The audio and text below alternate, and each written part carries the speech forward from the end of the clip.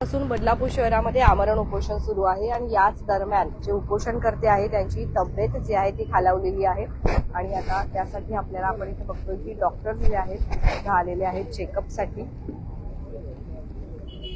दीपक किस्मतराव गेल्या 5 दिवसांपासून इथे आमरण उपोषण करताय, कारण त्यांच्या ज्या काही 40 वर्ष जुन्या घर होते, दुकान होते, ते तोडण्यात आलेले आहे आणि ते नेमके का तोडण्यात आले आम्हाला काही याबद्दल पूर्वसूचना न देता अचानकपणे सगळं काही केलं गेलंय आणि आम्हाला आमच्या हक्काची जागा मिळावी यासाठी त्यांचे उपोषण सुरू आहे।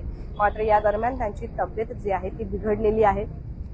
आता चेकअपसाठी डॉक्टर जे आहेत ते इथे आलेले आहेत। मात्र या दरम्यान जर यांना काही कमी जास्त यांच्या तब्येत झालं तर याला जबाबदार कोण असणार असा प्रश्नचिन्ह जो आहे ते उपस्थित करतायत। अखेर बदलापूरकरांना स्वतःच्या हक्कासाठी किती दिवस लढावं लागणार, ज्यांच्यावरती आपण विश्वास ठेवतो, ज्यांच्यासाठी आपण आपले मतं देतो आणि त्याच वेळेला जर तेच आपल्या सोबत उभे राहत नसतील आणि त्या आपल्या हक्कासाठी जर आपल्याला उपोषण करावं लागत असेल तर याच्यापेक्षा शोकांतिका दुसरी कुठलीही नाही। त्यांनी आम्हाला माहिती दिली की नगरसेवक सौरभ लाड जे आहेत ते इथे येत आहेत, ते पाठपुरावा करतायत, परंतु त्याच्याने देखील काही तिथे प्रशासनाला फरक पडत नाहीये। मात्र जे काही स्थानिक नगरसेविका आहेत त्या त्यांच्याकडे ढुंकून सुद्धा बघत नाहीये।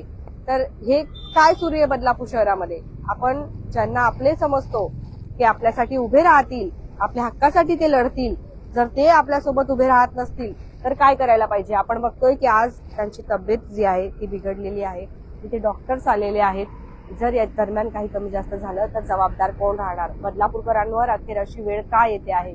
आज ही वेळ यांच्यावर आली आहे, उद्या ही वेळ आपल्यावर सुद्धा येईल। याच्याकडे प्रशासन लक्ष देणार आहे की नाही, की एखाद्याचा जीव प्रशासन घेणार आहे असा प्रश्नचिन्ह उपस्थित होतोय। तुमच्या काही प्रतिक्रिया असतील तर कमेंट सेक्शनच्या माध्यमातून नक्की येऊ द्या। धन्यवाद। बघत रहा आपले बदलापूर।